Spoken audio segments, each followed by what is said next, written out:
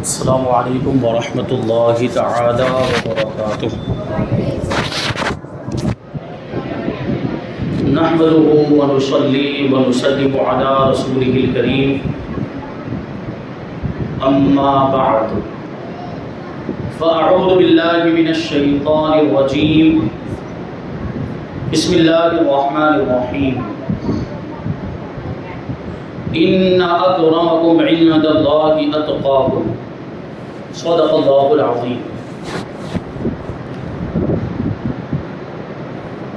آئیے ہم اور آپ اپنے دستور کے مطابق سب سے پہلے حضور سرور کائنات، فخر موجودات، باعث تخلیق کائنات، احمد مجتبی محمد مصطفیٰ صلی اللہ علیہ وسلم کی مقدس بارگاہ میں درود و سلام کا ہدیہ پیش کریں اور پڑھیں اللہم صلی علی سیدنا و مولانا محمد معدن الجود والکرم وآلہ الکرام وابنہ الکریم وبارک وسلم صلاۃ و سلاما علیک یا رسول اللہ صلی اللہ تعالی علیہ وسلم۔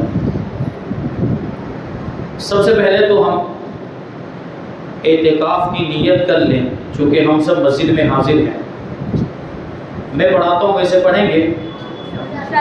الصلاۃ والسلام علیک یا رسول اللہ وعلی آلک واصحابک یا نبی اللہ بسم اللہ دخلت وعلیہ توکلت ونویت سنت الاعتکاف۔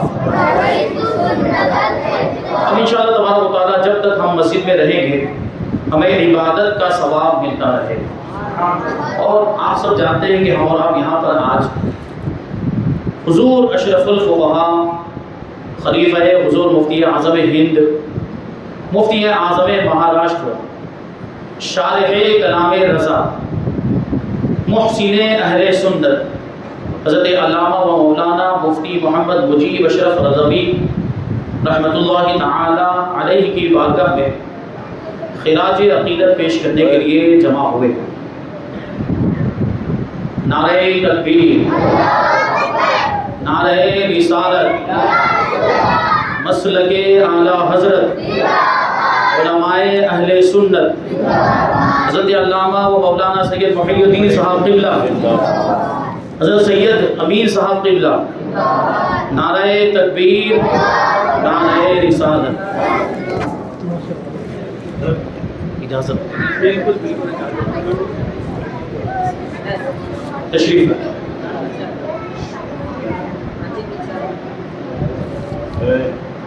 حضور اشرف الفقہاء رحمۃ اللہ تعالی علیہ کی شخصیت صورت والوں کے لیے محتاج تعارف نہیں۔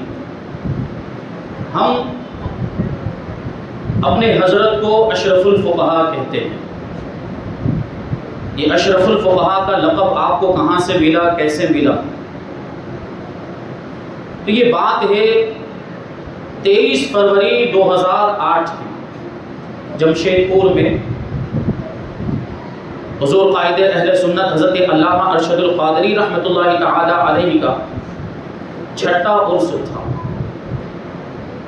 اس موقع پر علماء و مشائخ کی موجودگی میں حضور اشرف الفقہاء کو قائد اہل سنت ایوارڈ سے بھی نوازا گیا اور اشرف الفقہاء کے تکریمی خطاب اور لقب سے بھی نوازا گیا۔ اشرف الفقہاء کا مطلب کیا ہوتا ہے، اس پر بھی غور کرنے کی ضرورت ہے۔ اشرف مانے بہت زیادہ شرافت والا، بہت زیادہ فضیلت والا، اور فقہاء یہ فقیہ کی جمع ہے۔ فقیہ کا مطلب ہوتا ہے جو دین، مسائل دین اور احکام شرعیہ کا جاننے والا ہو، جو علم فقہ کا ماہر ہو، اسے فقیہ کہا جاتا ہے۔ فقیہ ایک وچن ہے، واحد ہے، اور فقہاء اسی کی جمع، فقہاء بہو وچن۔ تو اب اشرف الفقہاء کا مطلب کیا ہو گیا؟ اشرف الفقہاء کا مطلب ہوا کہ تمام فقیہوں میں جو سب سے زیادہ یہ حضور اشرف الفقہا کی شان ہے، اور یہ لقب حضور اشرف الفقہا علیہ رحمت و رضوان کی شخصیت پر، آپ کی ذات پر صادق بھی آتا ہے، کیونکہ حضور اشرف الفقہا کی فقہی بصیرت 3000 سے زیادہ فتاوے لکھے. جب دارالعلوم امجدیہ میں آپ درس دیا کرتے تھے وہاں باقاعدہ دارالفتہ قائم تھا. 3000 سے زیادہ فتاوے، کچھ ابھی دارالعلوم امجدیہ ناگپور کے اندر موجود ہیں، اور کچھ فتاوی نوشہری دارالعلوم انوار رضا میں موجود، ان کی ترتیب کا کام چل رہا ہے. انشاءاللہ بہت جلد حضور اشرف الفقہا کے فتاوی بھی منظر عام پر شائع ہو کر آ جائیں گے. یہ حضور اشرف الفقہا کی فقہی بصیرت کی دلیل ہے.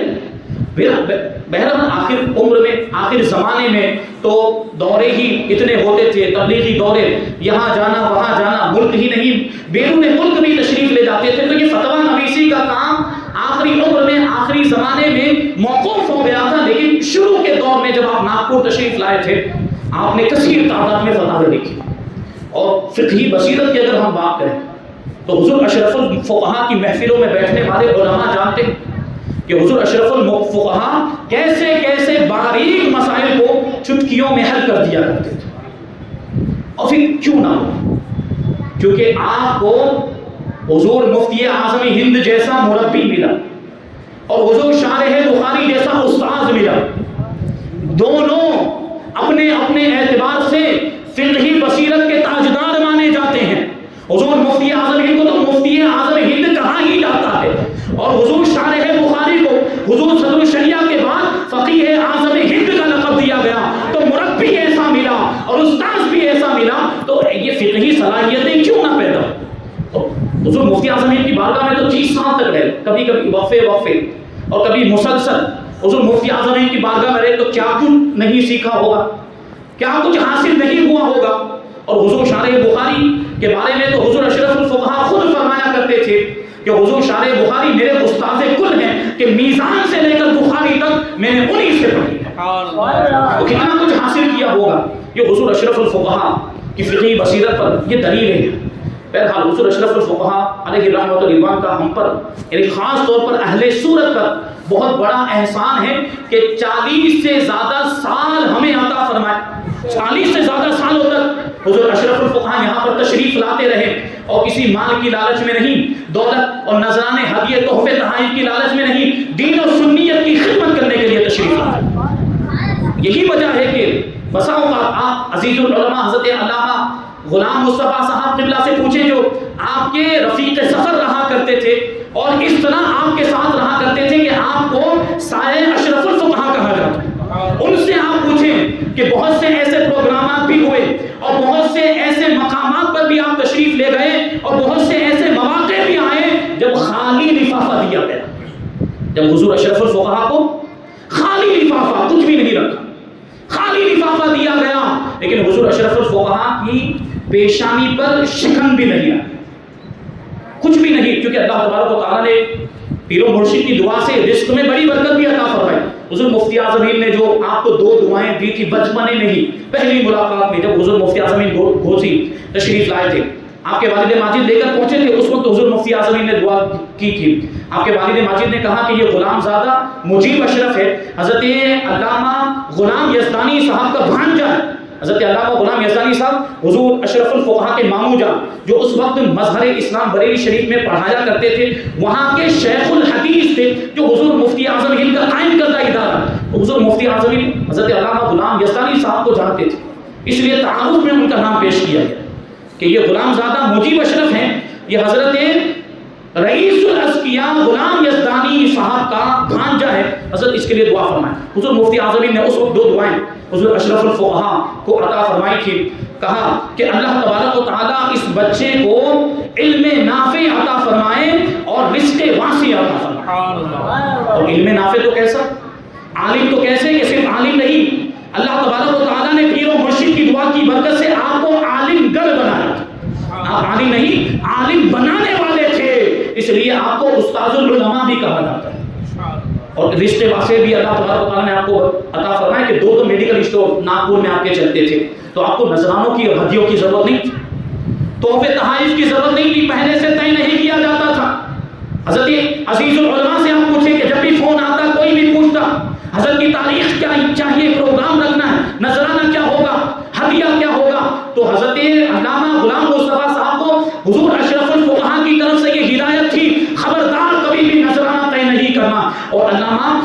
مصطفیٰ صاحب یہی جواب دیتے تھے کہ نہیں، یہاں پر کچھ مانگا نہیں جاتا، یہاں پر جو کچھ بھی طے نہیں کیا جاتا، جو کچھ بھی دے دیا جاتا ہے، پیش کیا جاتا ہے، قبول فرما لیتے ہیں تحفے کے طور پر۔ یہ حضور اشرف الفقہا کی زندگی، یہ علماء کرام کے لیے آئیڈیل ہے، علماء کرام کے لیے مشعل راہ ہے حضور اشرف الفقہا کی زندگی۔ نذرانے طے نہیں کرتے کہ وہ آپ کا خلوص اور خالی لفافے دیے گئے۔ آج کے علماء میں سے کوئی ہوتا ہے اللہ ماشاءاللہ تو دوسری مرتبہ وہاں پر جاتا ہی نہیں جہاں پہ خالی لفافہ دیا گیا ہو، لیکن دوبارہ بلایا گیا بغیر کسی جھجک، بغیر کسی تکلف کے تشریف لے گئے۔ آخرکار ان کو غلطی کا احساس ہوا، معافی بھی مانگی، معذرت بھی کی، اور یہ اعتراف کیا کہ حضرت ہم نے آپ کو آزمانے کے لیے خالی لفافہ دیا تھا۔ اور حضور اشرف الفقہا اس آزمائش میں کھڑے اترے۔ یہ حضور اشرف الفقہا کہ دین و سنیت کی خدمت کے لیے جہاں تشریف لاتے تھے الحمدللہ، اور دین و سنیت کیا ہے، مسلک اعلیٰ حضرت کیا ہے، یہ حضور اشرف الفقہا نے ہمیں بتایا۔ یہ حضور اشرف الفقہا اور حضور مفسر قرآن کی خدمات کا نتیجہ ہے جو یہ سنت کی بہاریں، سنیت کی بہاریں ہم دیکھ رہے ہیں، اور یہ سنیت کا چمن جو لہرا رہا ہے یہ حضور اشرف الفقہا اور حضور مفسر قرآن کی محنتوں کا نتیجہ۔ تو یہ بے لوث خدمات ان بزرگوں نے انجام دی۔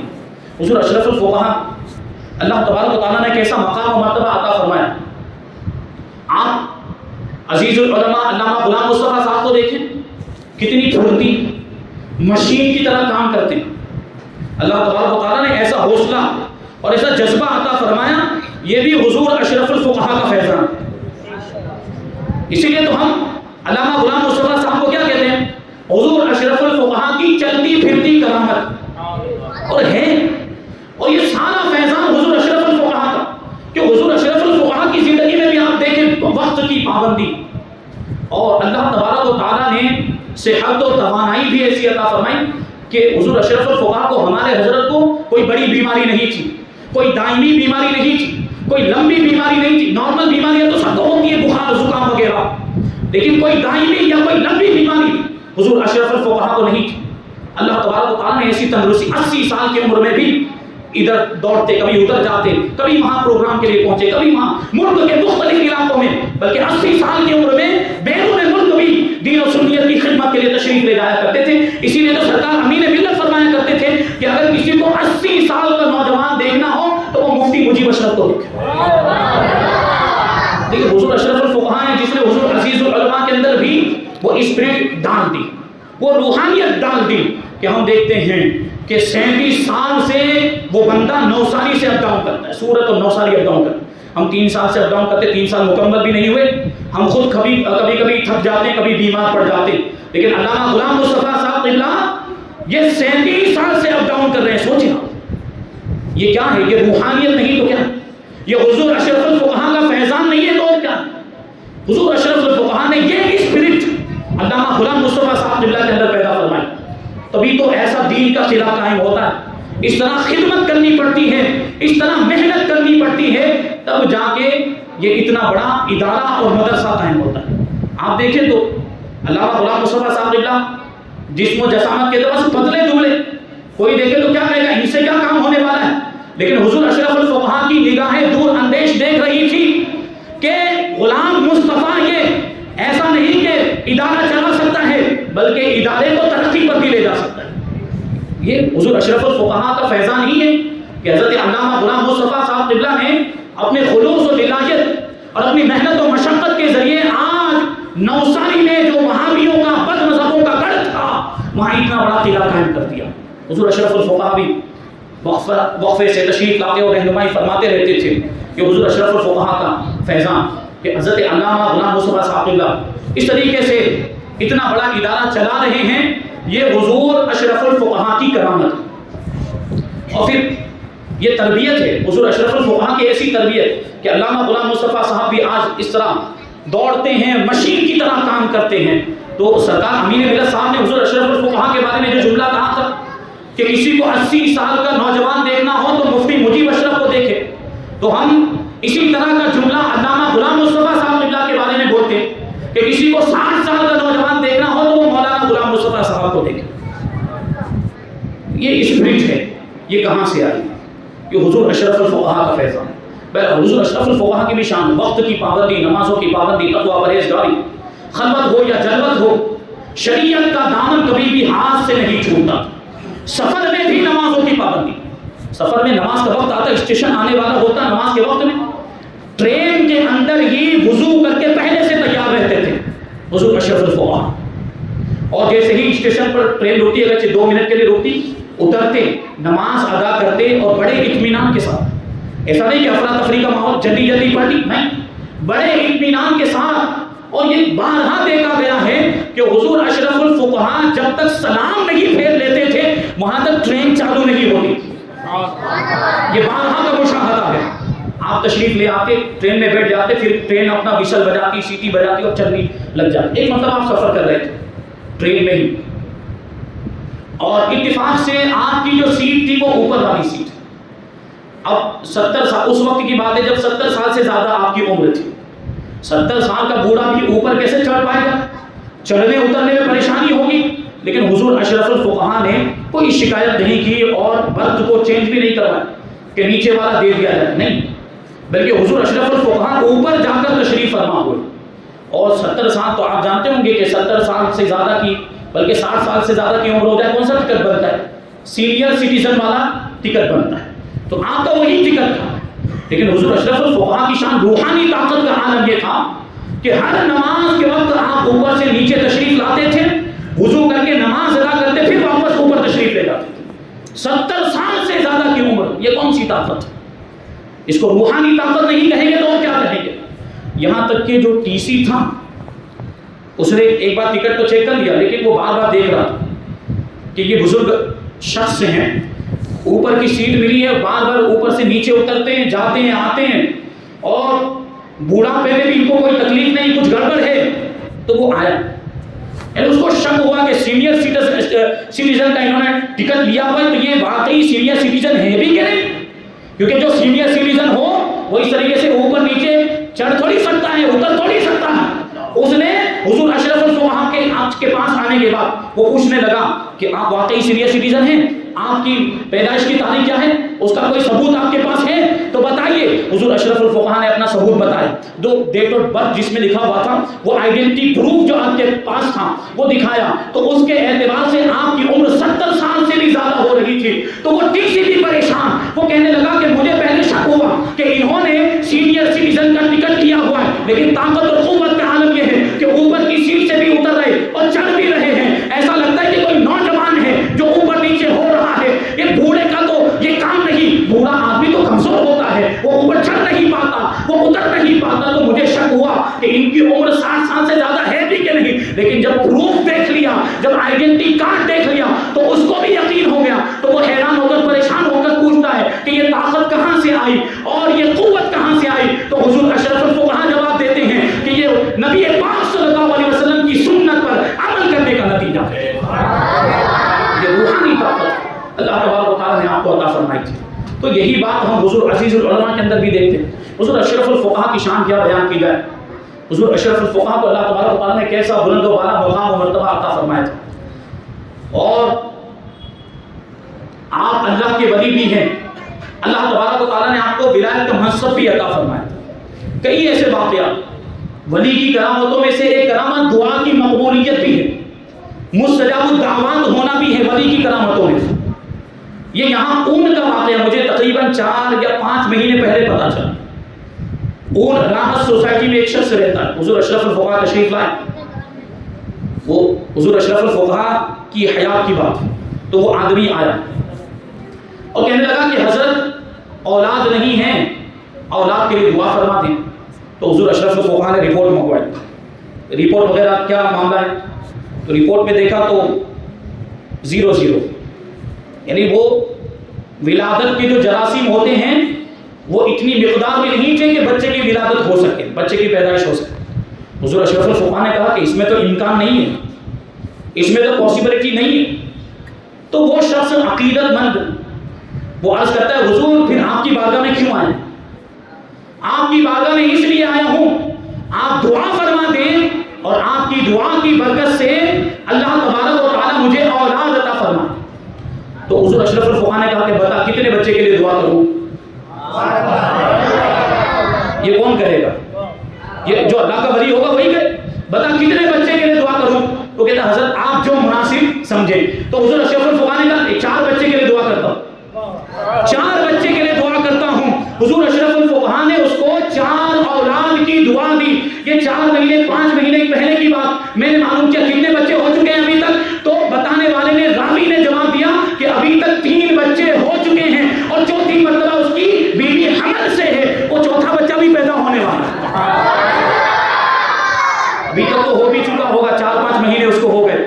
یعنی 4 بچے جو حضور اشرف الفقہاء نے دعا دی تھی وہ دعا قبول ہوئی. اور جیسا حضور اشرف الفقہاء نے کہا تھا 4 بچوں کی دعا کی تھی, اللہ تبارک و تعالیٰ نے اس شخص کو 4 بچے عطا فرما دی.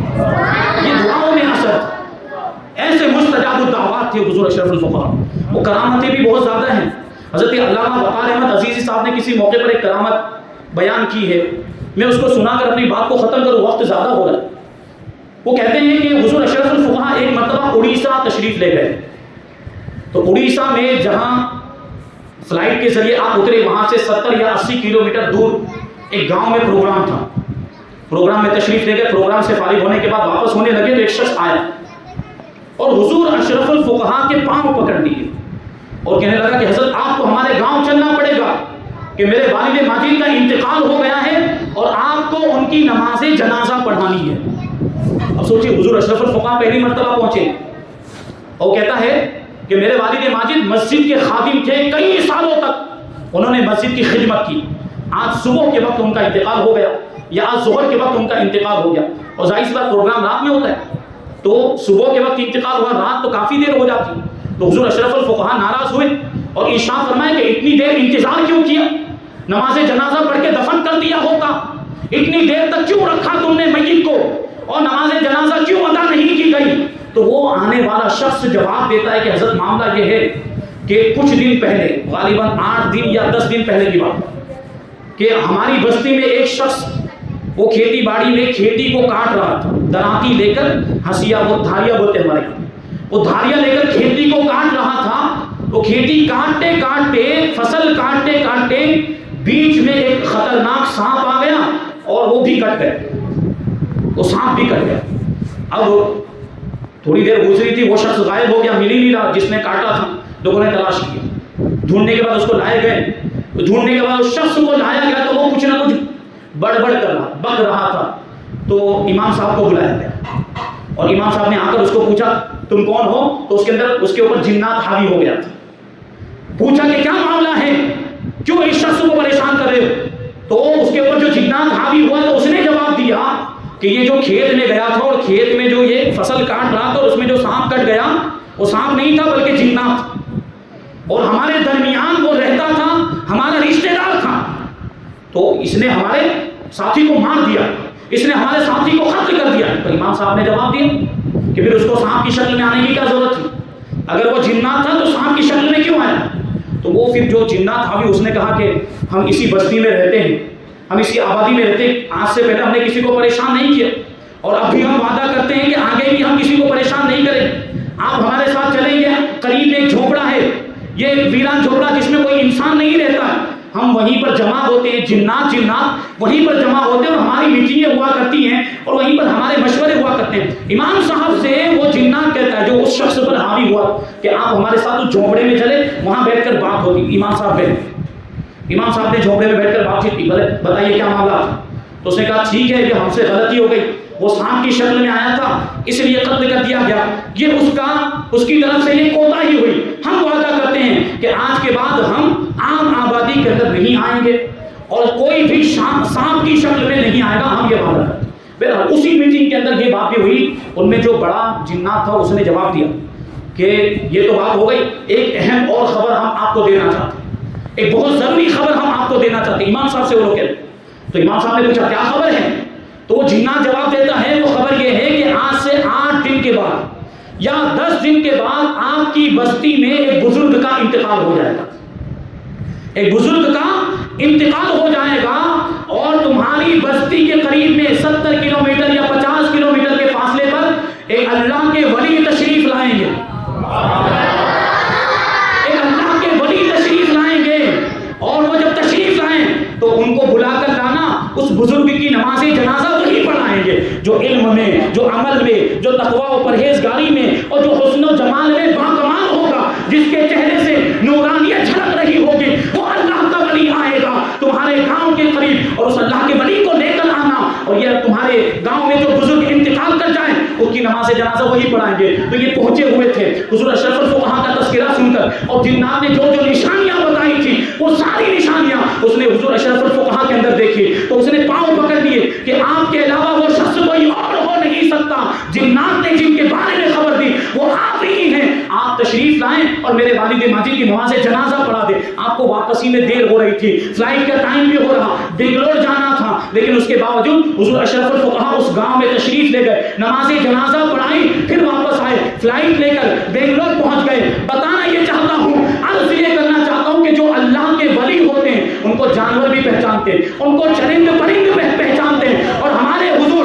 اشرف الفقہاء کی شان یہ ہے کہ آپ کو تو جنات بھی پہچانتے ہیں، جنات بھی آپ کو پہچانتے ہیں، کہ حضور اشرف الفقہاء کی شان جو فرما دیتے تھے وہ ہو جاتا تھا۔ حضرت مفتی اشرف رضا صاحب قبلہ نے یہ بات بتائی ہے ایک موقع پر کہ حضور اشرف الفقہاء پوربندر تشریف لائے تھے، اس وقت قریب ہی میں خلیفہ حضور مفتی اعظمین حضرت نور محمد مارفانی صاحب قبلہ کا انتقال ہوا تھا، جو جوناگڑھ میں رہتے تھے، ان کا مزار پاک بھی وہیں پر ہے۔ تو حضور اشرف الفقہاء نے کہا کہ خلیفہ مفتی اعظم ہند حضرت نور محمد مارفانی صاحب کا انتقال ہوا ہے تو تعزیت کے لیے جوناگڑھ چلتے ہیں۔ تو حضور اشرف الفقہاء اور حضرت مفتی اشرف رضا برہانی صاحب قبلہ یہ دونوں جوناگڑھ پہنچے۔ جوناگڑھ پہنچنے کے بعد گھر والوں سے ملاقات کی اور ان کو صبر جمیل کی تلقین کی، تعزیت کی، اور پھر حضرت نور محمد مارفانی صاحب قبلہ کے مزار پر پہنچے۔ تو چند مہینے ہی گزرے تھے ان کے انتقال کو، لیکن مزار بن کے تیار ہو گیا تھا۔ مزار بڑا شاندار، وہ مزار میں نے بھی دیکھا ہوا، میں بھی گیا ہوں جوناگڑھ، تو بڑا شاندار مزار تیار ہو گیا تھا۔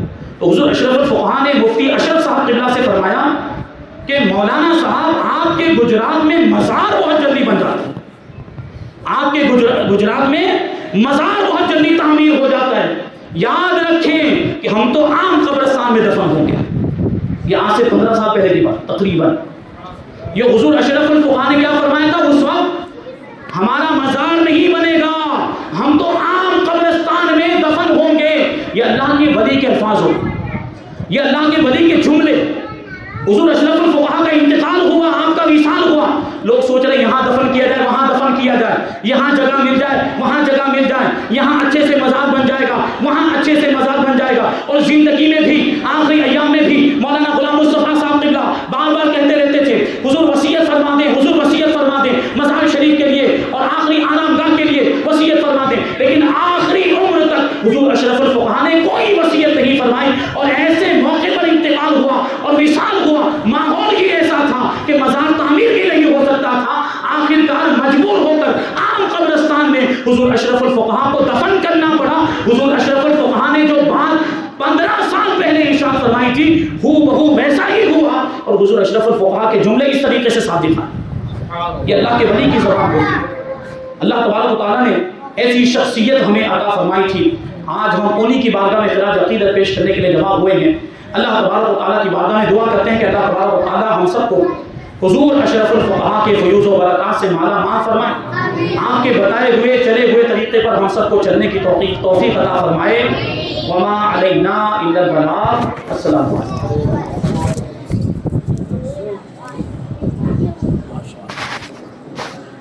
کبھی وہ